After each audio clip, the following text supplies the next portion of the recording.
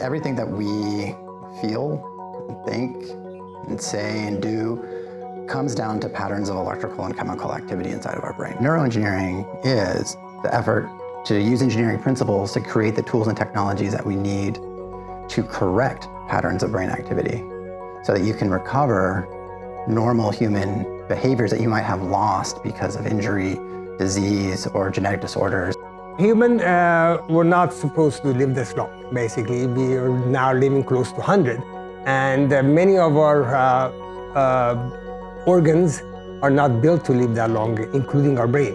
We're at a really critical point in human history where over the last 10 years, rates of depression and anxiety have roughly doubled.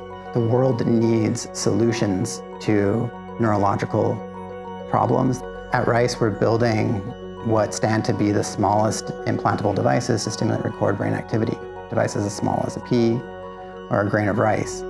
What that means is that people can begin to restore their patterns of brain activity to bring back their behaviors, the natural functions, without serious invasive surgeries.